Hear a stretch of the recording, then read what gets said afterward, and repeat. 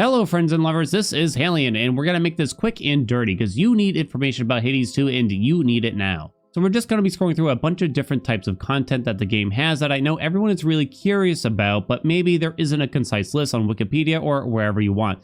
There will be some spoilers about the game, so if you aren't interested in spoilers, you should probably just click away now, but I will save the most spoilery stuff for the end if that helps you and give an extra warning. So first we have the Arcana cards. These are unlocked immediately when you first start playing the game. Now you don't have all of them visible to you at all times though. You need to unlock each a different one to unlock the cards next to it basically. It costs Ash to unlock them, but you need Grasp to actually equip them. To get Grasp, you need Psyche. There are a lot of different materials in the game that you're going to need to get a lot of different stuff. And if you're curious, where do you get X, Y, Z? Most of the time, the answer is simply going to be keep playing the game, and it'll show up pretty naturally. Also, there is sort of a list of materials or resources you can look at where the game will kind of hint to you. But yeah, if you're interested in any particular ones of these, I recommend pausing the video so that you can read each description. But I'll go over very quickly what I think and which ones I've been using. All the lit up ones here are the ones that I have been using right now. Some of the big ones are Origination, deal 38% more damage to foes afflicted with at least 2 curse effects, basically privileged status, you know. Of course, Eternity set forth each night with 2 Death Defiances. I only have 27 Grasp unlocked right now. It does keep going. I don't know what the limit is. I'm not positive quite yet. And the other thing is you can upgrade these. This comes quite a bit later on in your playthrough though. So if I hit X, you can see the alternate mode where you can potentially upgrade these. They cost Moon Dust to upgrade. Moon Dust is very expensive. I believe cards can be upgraded 3 times exactly. So the Titan here is max rank already. The second rank is very expensive. I need 12 Moon Dust, 1 Stardust to get Eternity up to level 3 so that I get 3 Death Defiances. And I am very far away from getting that right now, basically, is the short answer to that.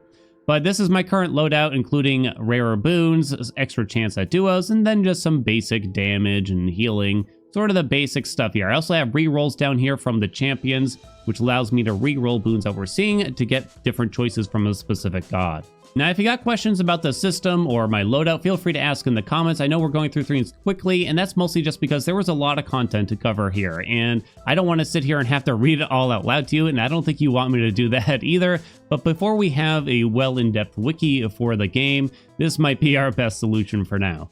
Next up, we have weapons and aspects. By the way, if you're interested in more Hades 2 content, make sure you like, comment, subscribe. You know the deal. I'm going to be publishing tons and tons of Hades 2 content. If you're new to the Hades community, I have been making videos for Hades 1 for years and years now. I have over 700 published videos on Hades 1. But yeah, let's talk about the weapons. Let's talk about the aspects. Now, the UI is a bit wonky here, to be honest, but let's start with just one weapon at a time. So first, we have the staff.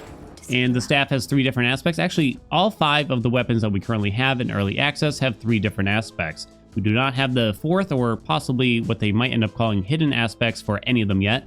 And we do not have a 6th weapon yet, but it is planned for a major update in the near future, according to the roadmap. So here are the different aspects for the staff. I'll let you read them at your leisure here and kind of just mouse over them. You can see what rank each of mine is. Of course, you need a lot of resources to rank them up.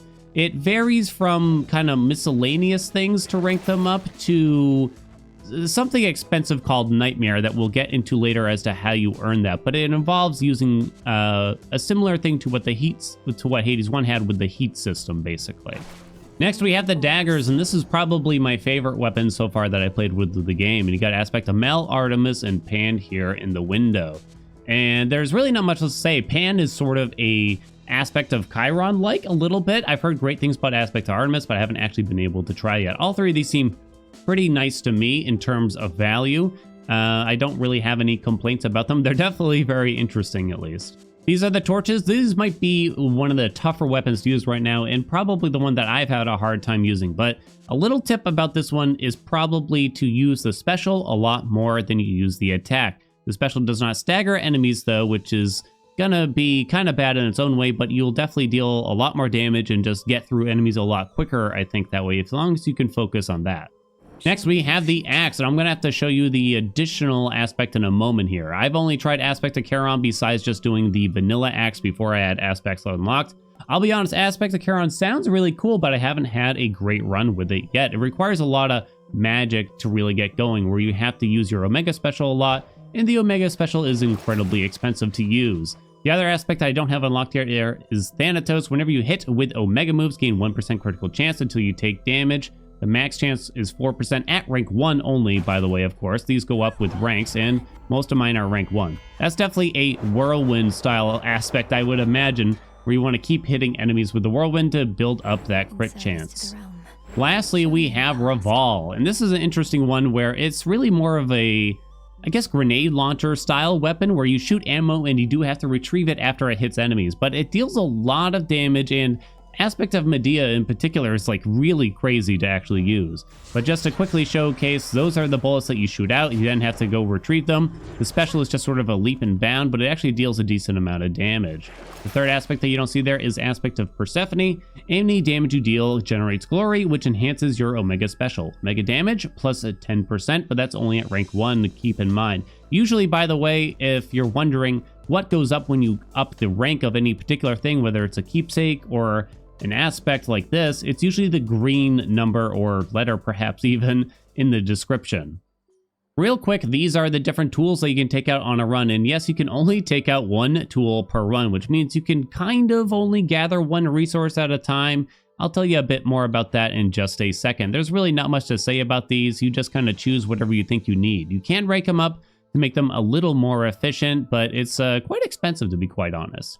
And right after that, we have two different familiars in early access right now. We don't know how many are planned or anything like that, but we have the kitty cat, and then we have the frog. I can show you the frog description over here, and you can pause if you're interested in what he does.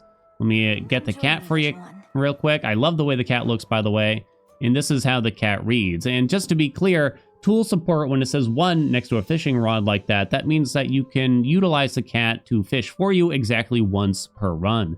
I'm not actually positive the familiars can be upgraded yet, but I assume they can. Maybe if not right now in early access, maybe later at least. Next, we have the Oath of the Unseen. Now, this is the equivalent to the Pact of Punishment from Hades 1, essentially. But the system is slightly changed in terms of how you earn the resources from it. In Hades 1, you simply had to beat a certain amount of heat, and each boss dropped a material for you, often like Titan's blood or diamonds, in order to advance your save file.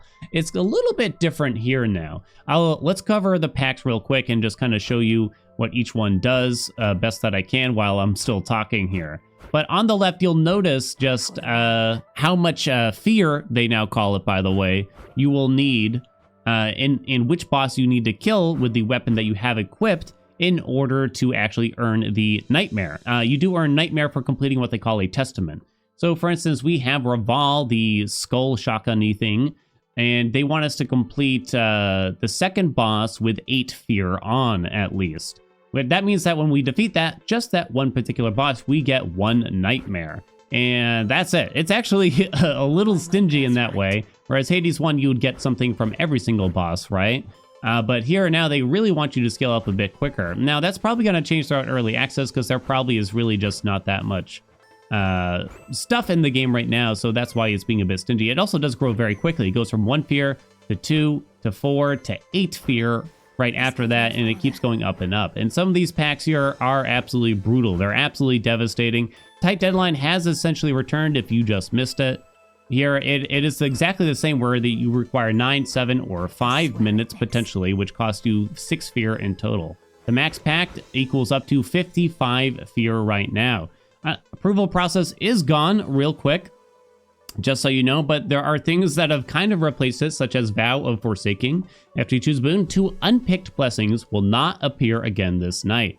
It's pretty bad, however, perhaps not as bad. It is worth 2 fear, which is very little to be honest, but it does not affect things like hammers and palms though, at least. Now, this Vow of Bitterness is a pretty rough one that costs 3 fear. The first boon in each region will become an onion instead. It's pretty brutal. But yeah, we went through all of them real quick, so you can always go back and just pause and try to take a look at them if you're interested. Here we have our keepsakes, and they are actually found in the very traditional way, just like in Hades 1. You gift nectar to a particular character, and they will give you a keepsake after the first time. They have 3 ranks each, and to rank them up, you need to complete a certain amount of encounters in order to do so. I'll go over which ones I kind of like so far here, but there is a lot, you know. God keepsakes have made a return where they allow you to get a specific god's boon in your next boon encounter, I guess you could call it, but it's slightly different where you don't simply get a higher chance to get higher rarity boons from them. Instead, you can rarify a singular boon from them, which essentially just means you can up that rarity exactly that one time. And then that keepsake is considered used up, it is done.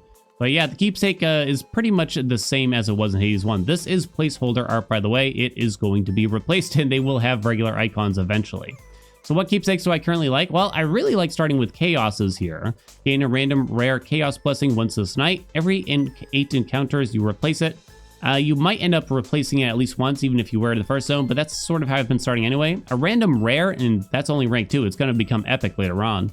At the start of your run, and then when you remove the keepsake, you get to keep it. It's really strong, actually, I found. There's some really great ones like reduced magic usage, as well as max health up, or max magic up, or move speed up. That's actually incredibly useful, and that is permanent for the run is great. Another one I really like to use right now is aromatic file. Bounce restore, it's supposed to be 20% health. Oh, right, because we left the packs on, that's right. The next makes one random common boon of yours heroic, that's right. And what you can actually do here is you can put this on as you're entering the second biome.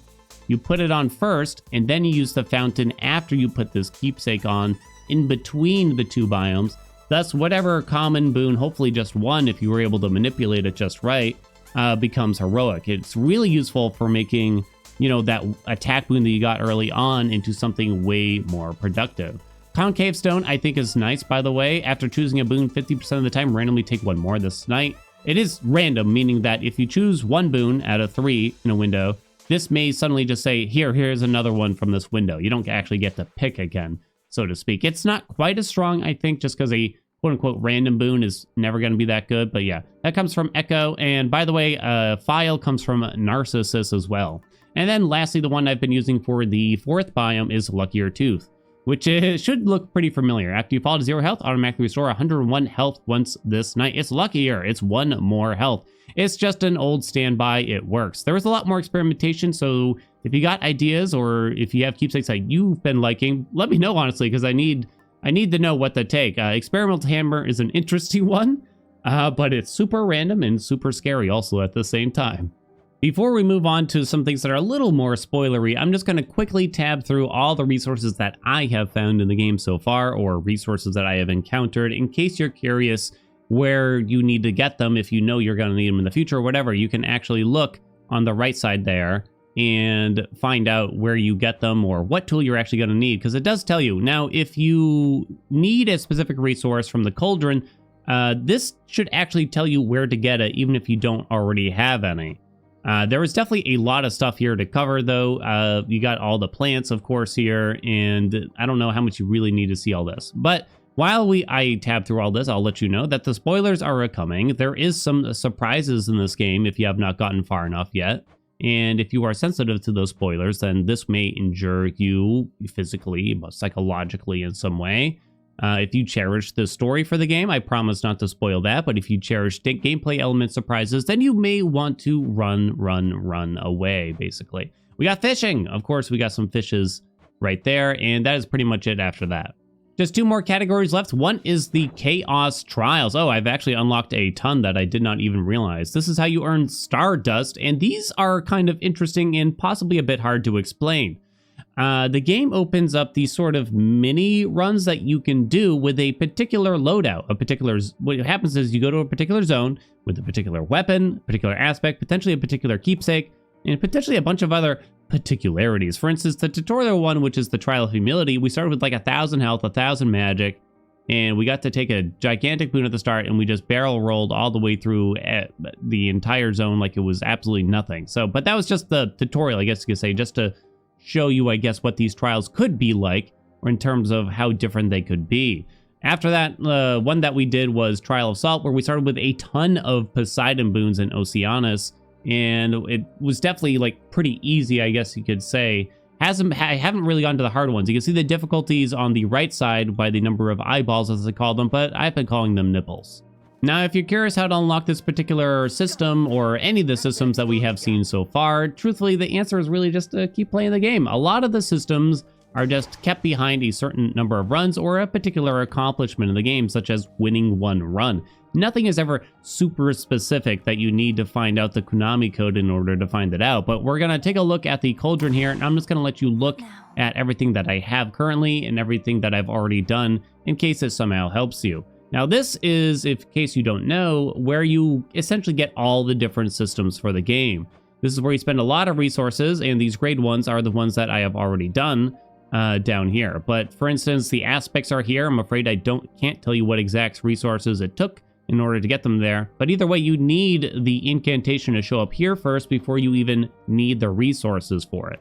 I do believe we needed to visit the surface in order to get some of the resources for that. And yes, I already gave you the spoiler warning, so in case you don't know, there is a surface path with 2 zones to it if you go that route. So yes, there are 2 different run paths in this game, where you can go down through the underworld and defeat the boss Kronos, or you can head up through the surface, and the final boss's name is Eris. That is not a completed path, by the way. They said they are going to add more zones to the game, and assumedly it's going to be to that path, especially since there's only 2 right now, and the fact that there's no like win screen, I guess you could describe it, when you complete a run there. Nevertheless, they do actually tally your wins for it, and they keep it with a sort of record keeper over in part of the hub here. Over here on this side of the tab, we have the alchemy. This is where you can just make specific things, and it takes a certain amount of locations during a run in order for this recipe to come to fruition. So this is one way to get Moonlit Essence to upgrade your Arcana cards. Now, to get some of these recipes, mostly just talking to NPCs, you know, running into them, or just doing random things throughout a run. And yeah, I mean, that's pretty much all there is. All right, that does it. If you want more Hades 2 content, make sure you subscribe to me. If you got any questions, make sure you let me know in the comments. I know I didn't cover literally every inch of the game, but I think I covered the things that most people are going to be interested in, namely around the weapons and the keepsakes, perhaps. But yeah, let me know what you want to see. You know, I got guides a-coming, in case you're familiar with my channel already. I am working on it, I assure you. I promise you I'm going to help you to beat this game, to conquer this game, to be the best player that you can. But first, I need to be the best player that I can, and that means I need to play a lot of the game. And as of this recording, I have only been playing for 4 days since it came out. But I'm trying my best, and it'll be coming. But if you got ideas, feel free to let me know in the comments. Thank you so much for watching. Hope you enjoyed it, and I'll see you in the next video.